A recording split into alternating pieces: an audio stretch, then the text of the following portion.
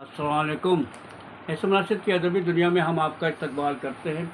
आज एतवार का दिन है और हर एतवार के दिन आप बेसब्री से इंतज़ार करते हैं, अपने पसंदीदा कॉलम सुनने के लिए बेचैन रहते हैं।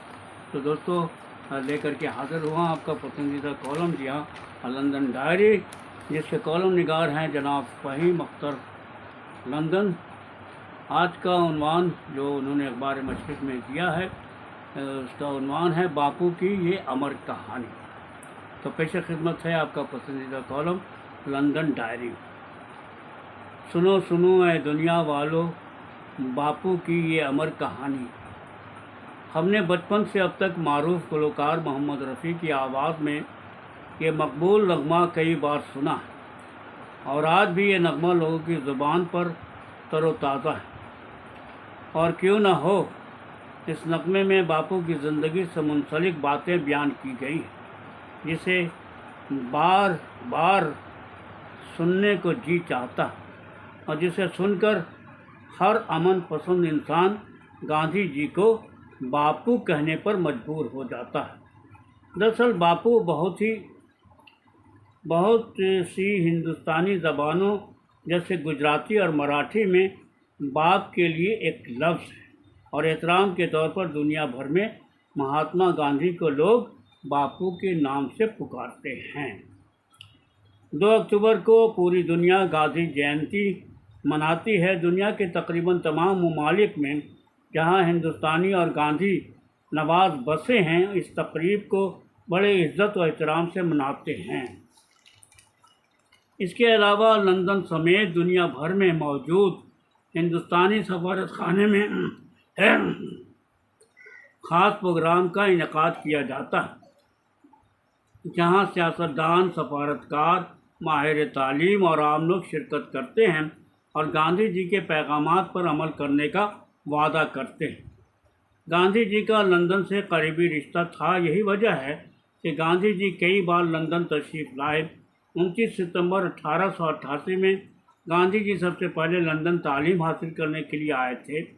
लंदन पहुँचते ही सबसे पहले गांधी जी ने विक्टोरिया होटल में कुछ दिन गुजारा।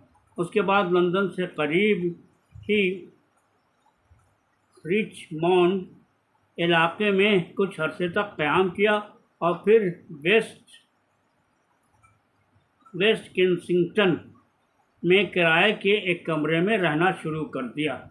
शुरू में गांधी जी ने इंग्लिश जेंटलमैन के तौर पर ज़िंदगी गुजारनी शुरू की, लेकिन बढ़ते हुए अखराजात की वजह से उन्हें अपने ज़्यादातर नए अंग्रेज़ी शौक़ को छोड़ना पड़ा।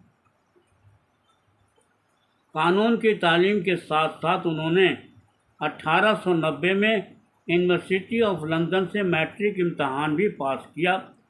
इस गरीब परवर, ईश्वर और अल्लाह पर यकीन रखने वाले एक मामूली इंसान, जिसकी इंसान दोस्ती और अदम तशद्दुद के एजाज़ में उनका मुजस्समा लंदन की तारीख़ी पार्लियामेंट स्क्वायर में लगाया गया है, जो पैलेस ऑफ वेस्टमिंस्टर के बिल्कुल करीब है। 14 मार्च 2015 को लंदन में गांधी जी के मुजस्समे की नकाब कुशाई की गई थी। गांधी जी के मुजस्समे की नकाब कुशाई का एक ख़ास मकसद जनूबी अफ्रीका से हिंदुस्तान वापसी की 100 साला तकरीब थी। यहाँ मैं ये भी याद दिलाता चलूँ कि जनूबी अफ्रीका में गांधी जी को नस्ली भेदभाव के ख़िलाफ़ तहरीक चलाने और हिंदुस्तानी के हुकूक़ के लिए आवाज़ बुलंद करने की जुर्म में मुतअद्दिद बार जेल भी जाना पड़ा था। बरतानिया के 2 मारूफ वज़ीर आज़म बेंजामिन डिसराइल और विंस्टन चर्चिल का मुजस्समा भी पार्लियामेंट स्क्वायर में लगा हुआ है। लेकिन सबसे ज़्यादा अहम बात यह है कि गांधी जी के मुजस्समे को विंस्टन चर्चिल के मुजस्समे से बिल्कुल करीब लगाया गया, क्योंकि कई मानों में अहमियत का हामिल है। The Gandhi statue memorial trust पर गांधी जी का मुजस्समा दीगर मुजस्समों के मुकाबले ऊंचाई पर होने के बावजूद सब में छोटा बनाया गया। ये इस बात की तरफ इशारा है कि गांधी जी अपने आप को आम लोगों की तरह समझते थे। मारूफ अंग्रेज़ मुसव्विर फ़िलिप जैक्सन ने इस मुजस्समे को तामीर किया है। इससे पहले फ़िलिप जैक्सन ने मलका की मां का भी मुजस्समा बनाया था। 1931 में गांधी जी के लंदन दौरे की एक तस्वीर देखकर मुसव्विर ने इस मुजस्समे को बनाया। ये 9 फीट लंबा और इसमें 3/4 टन का कांसे का इस्तेमाल किया गया। गांधी जी पहले हिंदुस्तानी हैं जिनका मुजस्समा पार्लियामेंट स्क्वायर में लगाया गया है। गांधी जी की वाहिद ऐसी शख्सियत हैं जिन्होंने कोई सियासी या सरकारी ओहदा कबूल नहीं किया था। इस प्रोजेक्ट पर 1 मिलियन पाउंड से ज़्यादा का खर्च आया था। इस मुजस्समे को बनाने के लिए 6 महीने से कम अरसे में रकम इकट्ठा की गई थी। इसके लिए बेशतर अतियात बरतानिया और हिंदुस्तान के लोगों ने दिया। दी गांधी स्टैच्यू मेमोरियल ट्रस्ट, जिसके चेयर लॉर्ड मेघा देसाई हैं, जिन्होंने इस मुजस्समे की तामीर के लिए 1 मिलियन पाउंड जमा किया था, उन्होंने कहा है कि ये रकम लगभग 6 महीने में एहतियात के ज़रिया जमा की गई थी, जिसमें हिंदुस्तानी सनतकार लक्ष्मी मित्तल का नाम काबिल ज़िक्र है, जिन्होंने इस प्रोजेक्ट के लिए 100,000 पाउंड का अतिया दिया था। 1930 में उस वक्त के वज़ीर आज़म विंस्टन चर्चिल ने अना से भरपूर एक बात गांधी जी के मुतालिक कही थी कि गांधी एक मामूली सा वकील जो कि आधे कपड़े में मलबूस बिल्कुल फ़कीर दिखता है। सवाहने निगार के मुताबिक चर्चिल ने एक बार गांधी के मुतालिक ये भी कहा था कि गांधी को एक बड़े हाथी से रौंद डालना चाहिए। ये बात चर्चिल ने गांधी जी के सिविल नाफरमानी तहरीक के हवाले से कही थी जो अंग्रेज़ी हुकूमत के ख़िलाफ़ चला रहे थे। उसके बरक्स अब बरतानिया में गांधी जी को नहायत इज़्ज़त व एहतराम से देखा जाता है। अब यहाँ के आम लोग बरतानिया की नौआबादियाती तारीख़ पर फ़ख्र न करके गांधी जी की सिविल नाफरमानी तहरीक और अदम तशद्दुद के पैगाम को काफ़ी सराह रहे हैं। 1931 में गांधी जी जब दोबारा लंदन आए तो वो लंदन के गुर्बत ज़दा मशरक़ी इलाके में ठहरने को तरजीह दी। इस दौरान उनसे मारूफ अदाकार चार्ली चैपलिन ने भी मुलाकात की थी। उसके बाद गांधी जी लंकाशायर तशरीफ़ ले गए, जहां अंग्रेज़ मजदूर अपनी हुकूक के लिए जिद्दोजहद कर रहे थे। कॉटन मिल के एहतजाजी मजदूरों ने गांधी जी से मुलाकात की। गांधी जी ने अंग्रेज़ मजदूरों को खामोश कराते हुए कहा कि अब खामोशी से कुछ लम्हे के लिए मेरी बात सुनिए। मुझे पता है कि चंद महीने से इंग्लैंड में 30 लाख लोगों को कोई काम नहीं है और आपको खाने पीने के लिए सिर्फ रोटी दस्तयाब है। हिंदुस्तान में हर साल 6 महीने 30 करोड़ लोग बेरोज़गार रहते हैं और कई दिनों तक उन्हें खाना नसीब नहीं होता। गांधी जी की बात सुनकर अंग्रेज़ मजदूर उनके शैदाई हो गए। गांधी जी की सादगी और अमन पसंदी के ख़िलाफ़ जहर उगलने वालों में कट्टर हिंदू परस्त भारतीय जनता पार्टी के लीडरों के अलावा आरएसएस का नाम भी सरे फहरिस्त है, जो आजकल मरकज़ी और कई रियासतों में बरसरे इक़्तिदार है, जिससे इन कट्टर पसंद हिंदू लीडरों का हौसला काफ़ी बुलंद है। यही लोग गांधी जी की ज़िंदगी और उनकी तहरीक पर इल्ज़ाम लगा रहे हैं और उन पर कीचड़ भी उछाल रहे हैं। उन लोगों ने गांधी जी पर ये इल्ज़ाम भी लगाया है कि गांधी जी ने हिंदुओं के साथ धोखा किया है और मुसलमानों के हमदर्द थे।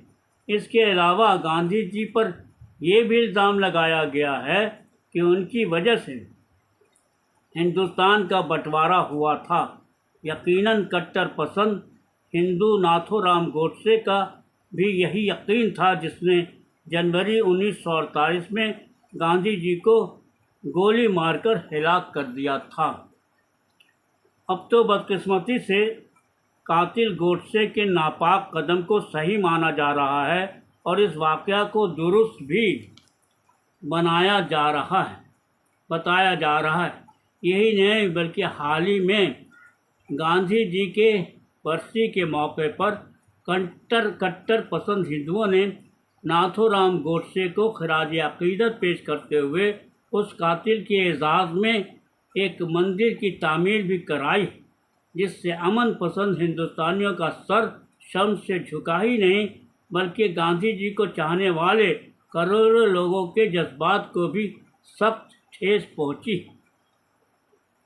ये सच है कि कई दहाइयों से हिंदुस्तान में स्कूली बच्चों को गांधी जी के बारे में कौम का बापू होने का दर्स दिया जा रहा है। यही नहीं बल्कि हिंदुस्तान में गांधी जी की शक्ल करेंसी से लेकर कर सरकारी इमारतों पर दिखती है, जो कि एक कौमी जज्बे की उम्दा मिसाल है। लेकिन अब हिंदुस्तान में ये रवैया तेज़ी से बदल रहा है। इसकी एक वजह जहां हिंदुस्तान की बाईटेक मार्केट, सनती और शहरों की तरक्की है, तो वहीं दूसरी तरफ हिंदुस्तान के गांव और उसकी बदहाली से गांधी जी के ख्वाब को धक्का ज़रूर पहुंचा। अब नई नस्ल आराइश से भरपूर सामान का इस्तेमाल करना, गैर मुल्कों का सफ़र करना या गैर ममालिक में जाकर बसने की ज़्यादा तरजीह देते हैं, जबकि गांव की तरक्की और गांधी जी के चरखे की बुनाई अब महज एक कहानी बनकर रह गई। इसके अलावा जिन मज़ीद बातों ने गांधी जी के ख्वाब को चकनाचूर किया है वो है सरमायादारी निज़ाम, ज़ात पात का फ़र्क, अदम मुसावात, सियासी बदउनवानी, मजहबी तशद्दुद और आम आदमी के रवैये में तब्दीली वगैरह। आज हमें गांधी जी के अदम तशद्दुद और भाईचारगी के पैगाम की सख्त ज़रूरत महसूस हो रही। आइए हम और आप एक बार फिर गांधी जी की ज़िंदगी और उनके पैगामात पर अमल करने का वादा करें और अमन कायम करें। तो दोस्तों, अभी आप इसमें नाशिद किया था अभी दुनिया में अपना पसंदीदा कॉलम, जी हाँ, लंदन डायरी सुन रहे थे, जिसके कॉलम निगार है फ़हीम अख्तर लंदन। और आज इतवार के दिन यानी कि 8 अक्टूबर को ये शहर कलकत्ता में शाये हुआ है। और आप जानते हैं मैं उनके लिए पढ़ता हूँ जो लोग उर्दू लिखना पढ़ना नहीं जानते। तो दोस्तों, इजाज़त दीजिए, हम फिर मिलते हैं आप किसी प्रोग्राम में जिसका नाम है एस.एम. राशिद की अदबी दुनिया। और अभी आप सुन रहे थे अपना पसंदीदा कॉलम, जी हाँ, लंदन डायरी।